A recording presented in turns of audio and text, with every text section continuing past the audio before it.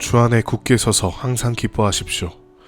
하나님이 사랑하시는 비산동교회 성도님들, 지난 하루 동안 평안하셨습니까? 오늘도 말씀을 통해 하나님을 만나고 주님의 세밀한 음성을 들어 하나님의 마음으로 살아가는 비산동교회 모든 성도님들 되시기를 간절히 소망합니다. 오늘 우리에게 주시는 하나님 말씀은 빌립보서 4장 1절부터 9절까지입니다. 하나님의 말씀을 함께 읽겠습니다. 그러므로 나의 사랑하고 사모하는 형제들, 나의 기쁨이요 면류가 아닌 사랑하는 자들아, 이와 같이 주 안에 서라. 내가 유오디아를 권하고 순두개를 권하노니 주 안에서 같은 마음을 품으라. 또 참으로 나와 멍에를 같이한 네게 구하노니 복음에 나와 함께 힘쓰던 저 여인들을 돕고 또한 글레멘드와 그 외에 나의 동역자들을 도우라. 그 이름들이 생명책에 있느니라. 주 안에서 항상 기뻐하라. 내가 다시 말하노니 기뻐하라. 너희 관용을 모든 사람에게 알게 하라. 주께서 가까우시니라. 아무것도 염려하지 말고 다만 모든 일에 기도와 간구로 너희 구할 것을 감사함으로 하나님께 아뢰라. 그리하면 모든 지각에 뛰어난 하나님의 평강이 그리스도 예수 안에서 너희 마음과 생각을 지키시리라.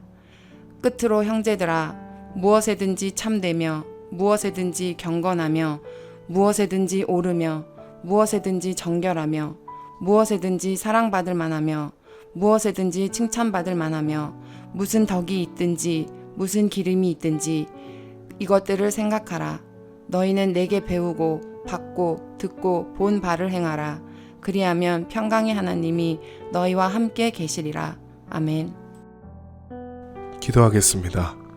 하나님 아버지, 홀로 영광을 받으시옵소서. 오늘 하루도 말씀으로 시작할 수 있게 하심에 감사드립니다. 우리는 연약해서 늘 기도하고 다짐하지만 무너집니다. 그러나 주님 말씀 가운데 불러주시고 새벽을 깨우게 하심에 감사드립니다. 하나님을 바라보며 말씀을 마음에 채우며 오늘 하루도 살아갈 수 있도록 도와주시옵소서.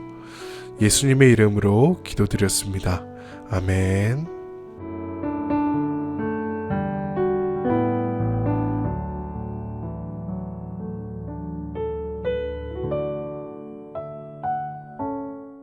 할렐루야. 오늘 새벽의 만나에 오신 여러분들 진심으로 환영합니다. 우리는 지금 빌립보서를 함께 나누고 있습니다. 사장인 만큼 다시 빌립보서를 되짚어보면 빌립보라는 지역은 특수한 지역입니다. 기원전 42년 카이사르의 양아들 옥타비아누스 대 카시우스와 블루투스가 전쟁을 벌였고, 기원전 31년 옥타비아누스 대 안토니우스 클레오파트라가 싸웠던 역사적인 곳이 바로 빌립보 지역이었습니다. 이러한 전쟁이 있었던 곳에 옥타비아누스는 의도적으로 퇴역 군인들과 그의 가족들을 이주시키게 하였습니다. 그래서 대부분이 헬라인으로 구성되어 있었으며 빌립보 지역은 로마의 식민지였으나 로마 도시로서의 자격을 주어 갖게 되었고, 빌립보 사람들은 로마 시민이라는 특권 의식이 있었습니다. 이러한 상황에서 바울은 자색 옷감 장사 루디아를 만나고 뒤이어 간수장을 만나게 됩니다. 그렇게 시작된 교회가 바로 빌립보 교회인 것이죠. 시간이 흐르고 옥에 갇혀 있을 때 빌립보 교회의 상황을 들은 바울이 옥에서 쓴 편지가 바로 빌립보서입니다. 빌립보서는 총 6구조로 나누어지는데요. 서론과 소식과 교훈, 바울의 경험과 삶에 의한 거짓 가르침에 대한 경고, 조화와 기쁨과 정신적 건전함에 대한 권면, 빌립보 교인들의 관대함에 대한 감사, 결론 해서 총 6구조로 이루어져 있습니다. 그 중에 우리는 네 번째, 조화와 기쁨과 정신적 건전함에 대한 권면에 대해서 살펴보려고 합니다. 자, 1절을 보시면 나의 사랑하고 사모하는 형제들, 나의 기쁨이요 면류관인 사랑하는 자들아 라고 시작합니다. 아주 사랑이 넘치도록 부르고 있습니다. 또한 주목해볼 표현이 바로 면류관인데요. 종말론적 표현으로 바울의 열매들이 바로 빌립보 교회이고 그만큼 사랑한다는 것을 말하고 있습니다. 그리고 2절을 보면 누가 나오나요? 유오디아와 순두개가 나오며 주 안에서 같은 마음을 품으라고 합니다. 당시 남성 중심의 사회였던 것을 비추어 보았을 때 빌립보에서 여성들은 오히려 리더격의 일을 행했습니다. 이것은 로마서에도 나오는데요. 그런데 이 둘 가운데 문제가 생겼고 분명히 밝히진 않았지만 한 마음을 품으라, 화합하라고 권면하고 있습니다. 신앙생활을 하며 보통 교회에서 대립하는 문제들이 있습니다. 여러 주제가 있고 각각 의견이 갈립니다. 그러나 거의 대부분 나쁜 의도가 아니라 믿음 생활을 더 열심히 해보자, 하나님을 사랑하는 마음, 각자의 열심으로 빚어진 의견 충돌이 많습니다. 그러나 바울은 분열하지 말고 화합하라고 권면합니다. 우리의 모습을 되돌아봅시다. 우리는 분열하는 사람입니까? 아니면 화합하는 사람입니까? 많은 문제들이 가만 따지고 보면 둘 다 맞는 말입니다. 그러나 나의 의만 드러내고 내 말이 맞다라고 밀어붙이면 분열되는 꼴입니다. 바울이 유오디아와 순두개를 콕 집어서 권면하는 것은 이만큼 주 안에서 같은 마음을 품는 것이 중요하다는 것을 알려주고 있고 화합을 강조하고 있습니다. 어떤 목사님이 신앙생활을 하며 삶을 살며 이런 태도를 취하라고 하셨습니다. 네가 옳도다. 비꼬는 뜻으로 사용하면 싸움이 날 수 있습니다. 하지만 네가 옳도다 라는 마음을 갖고 상대방을 보게 된다면 굉장히 도움이 된다고 말씀해 주셨습니다. 그렇습니다. 여러분들 분열하지 맙시다.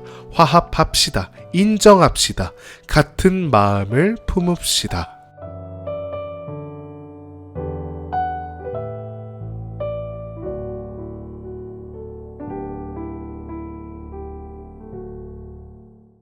복음에 나와 함께 힘쓰던 저 여인들을 돕고 다른 동역자들까지 도우라고 가르칩니다. 3절의 부탁을 누구에게 했는지는 명시되어 있지 않습니다. 그러나 바울과 함께 힘쓰던 여인들을 도우라고 말합니다. 바울은 여기서도 화합, 하나됨을 말하고 있습니다.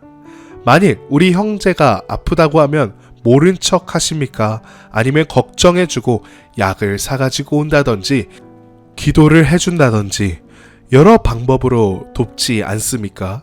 이와 같이 바울은 복음을 전하는 나와 동역자들을 바라만 보지 말고 협력해 주어라 라고 이야기합니다. 하나님 안에서 우리는 가족이요 동역자입니다. 가족을 신경 쓰듯 우리 동역자들을 살펴봅시다.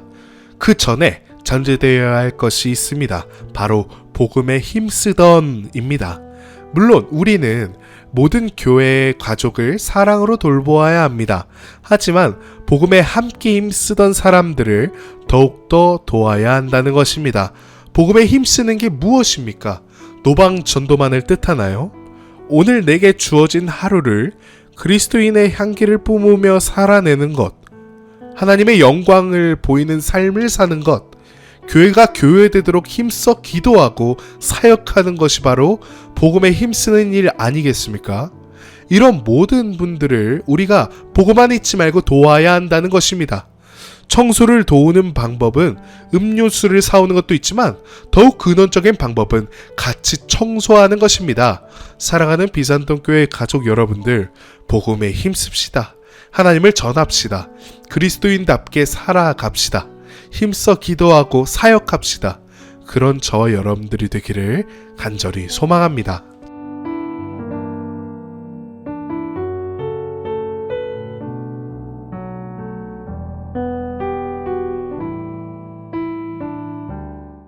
기쁨이라는 명사 혹은 기뻐하다라는 동사는 빌립보서에서 무려 16번이나 나옵니다.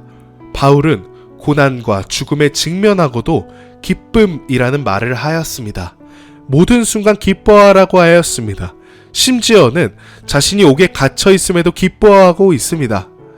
무엇이 바울을 기쁘게 하였으며 성도들에게 기뻐하라고 권면하게 하였을까요? 그것은 바로 소망입니다. 바울에게 이 소망은 다시 오실 하나님에 대한 종말론적 신앙인데요. 비록 지금의 상황은 옥에 갇혀 있지만 종말론적 관점에서는 곧 오실 하나님을 기대하며 소망을 품습니다. 사랑하는 비산노교회의 성도님들, 여러분들의 삶에 어려움이 닥쳐오면 어떤 자세를 보이시나요? 어떤 분들은 나의 방법을 가지고 이겨내려는 분도 계실 겁니다. 어떤 분은 하나님을 원망하시는 분도 계실 겁니다. 그리고 어떤 분은 그저 인내하시는 분도 계실 것입니다. 성경에 나오는 여러 인물도 이러한 유형들 중 하나일 것입니다. 그리고 하나 더 추가하면 현실에 꺾이지 않고 하늘의 소망을 두며 살아가는 분들도 계실 겁니다. 바울 또한 이러하였습니다. 여러분들은 고난이 닥쳐올 때 어떠한 자세를 취하시나요? CCM 찬양 중 하늘 소망이라는 찬양이 있습니다. 이 찬양의 시작은 이렇습니다. 나 지금 비록 땅을 버타며 살지라도 내 영혼 저 하늘을 디디며 사네. 우리의 소망은 이 땅이 아닌 하늘에 있습니다. 다시 오실 주님께 있습니다. 이러한 사실을 믿으시길 간절히 소망합니다. 현재 저는 대학원 방학을 맞이하여 아르바이트를 하고 있습니다. 트럭을 가지고 여러 군데 물건을 납품하는 일을 하고 있는데요. 중요한 두 가지가 있습니다. 첫째는 목적지를 맞게 설정하는 것입니다. 기껏 물건을 싣고 목적지에 도착했을 때 다른 곳에 왔다면 다시 찾아가야 하는 불상사가 생깁니다. 둘째는 물건이 흔들리지 않도록 단단히 결박하는 일입니다. 코너를 돌 때, 방지턱을 넘을 때 물건이 떨어지거나 파손되면 큰일이 나는 것이죠. 일을 하며 느끼는 것은 신앙생활도 그런 것 같습니다. 신앙생활에서도 우리의 목적지를 잘 설정해야 합니다. 잘못된 목적지를 설정하게 돼버리면 엉뚱한 곳으로 가버립니다. 그렇기에 우리의 목적지는 하나님께로 설정해야 합니다. 그렇게 목적지로 무사히 가면 참 좋겠지만 때때로 우리는 고난이라는 커브길을, 좌절이라는 방지턱을 만납니다. 그럴 때 여러분들 우리 가운데 소망을 단단히 결박하십시오. 흔들리지 않는 소망을 가지고 커브를 지나 방지턱을 넘으십시오. 결국 그렇게 목적지에 도착하게 된다면 지금 닥쳐온 고난과 어려움은 단단히 결박한 소망으로 이겨낼 수 있지 않겠습니까? 오늘 바울은 이러한 소망이 있으니 옥에 갇히고 죽을 위기에서도 기뻐할 수 있는 것입니다. 말씀을 정리합니다. 첫째로는 하나 되길 소망합니다. 분열보단 하나됨으로 신앙생활을 합시다. 둘째는 동역하시길 바랍니다. 복음에 힘쓰는 모든 이들과 함께 동역합시다. 마지막으로 목적지를 하나님께로 설정하고 소망을 단단히 결박하는 것입니다. 그럴 때에 어떠한 어려움이 닥쳐올지라도 설령 죽음이 눈앞에 있을지라도 기뻐할 수 있게 되는 것입니다. 소망이 하나님께 있기 때문입니다. 우리 오늘 함께 들은 말씀을 잘 기억하여 주님과 동행하는 비산노교회 모든 성도님들 되시기를 간절히 소망합니다. 기도하겠습니다. 하나님 아버지 감사합니다. 오늘 새벽에 만나에 함께 할 수 있게 하심에 감사드립니다. 항상 기뻐하기 원합니다. 주님을 말미암아 기뻐하길 소망합니다. 연약한 저희를 도와주시고 함께하여 주시옵소서. 예수님의 이름으로 기도드렸습니다. 아멘.